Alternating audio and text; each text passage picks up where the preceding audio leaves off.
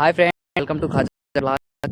చూడండి ఫ్రెండ్స్, ఈరోజు మొత్తం అంతా ఇక్కడ సిమెంట్ వర్క్ అయితే మేమైతే పోయిట్ అతను అయితే చేపిస్తున్నాడు. ఈరోజు పొద్దున్నే వచ్చేసి నేను ఇక్కడ వచ్చేసి చూపించేసి అయితే వెళ్ళిపోయినాను. అతను వచ్చేసి బంగ్లాదేశ్ అతను.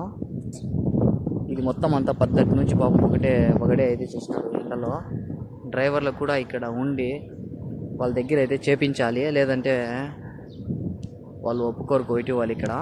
సో మొత్తానికి పొద్దున్నే నేను ఇక్కడికి వచ్చి అతనికి అయితే చేసి అయితే వెళ్ళిపోయినాను డ్యూటీకి వెళ్ళేసి ఇప్పుడే అయితే నేను వచ్చాను అనమాట. సో మొత్తానికి అయితే వర్క్ అయితే ఇలాగ అయిపోయింది. కోయిటి వాళ్ళ ఇల్లు చూడండి ఎలా ఉన్నాయో.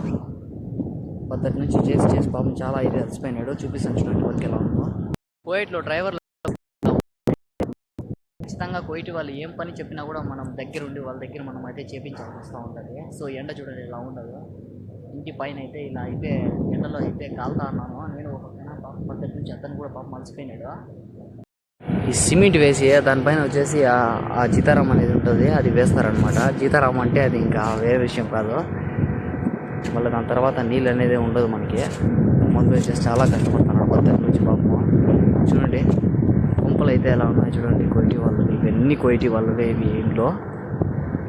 సో మొత్తానికి వచ్చేసి ఈరోజు ఈ వర్క్ అంతా కంప్లీట్ అయితే అయిపోయింది.